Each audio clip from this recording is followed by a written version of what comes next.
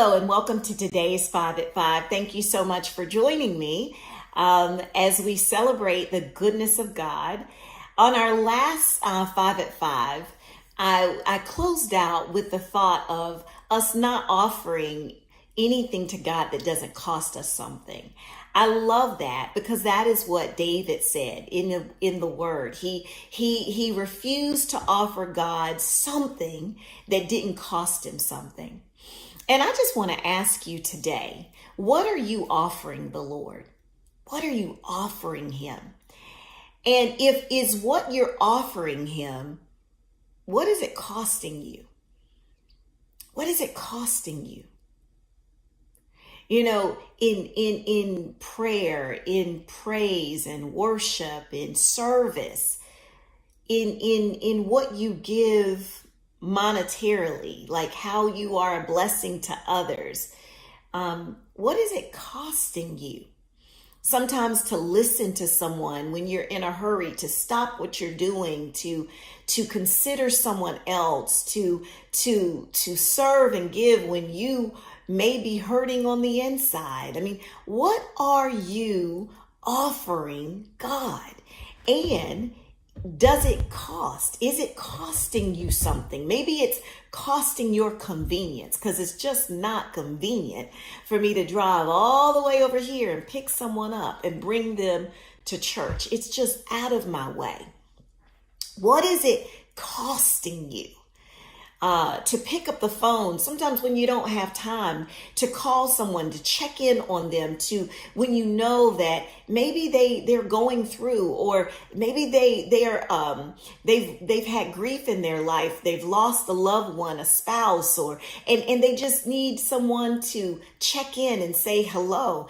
But it's not convenient because your schedule is full and you've got things to do. What are you offering God? And does it cost you something? You know, we live in a world that is all about convenience. It's all about self-care. It's all about self-indulgence. It's all about me, myself, and I. It's all about what I need, what I want, what's good for me. This is the world we live in. And so But David said, I hear him. Do you hear me? He said, I will not offer God something that doesn't cost me something. Is your service costing you? Maybe you don't feel like, going to church, or you don't feel like serving with the children. I'm past that stage. I don't need that. I'm in a different season, but I believe the children are our future, right? I mean, like, are you willing to give the Lord a costly sacrifice? Well, for God so loved the world that he gave his only begotten Son. For God so loved the world that he gave his only begotten Son. I don't know about you, but are you willing to give your only dollar? Are you willing to give your only? Are you willing to share food, but you don't have much yourself? Your only. He was willing to give his only begotten Son.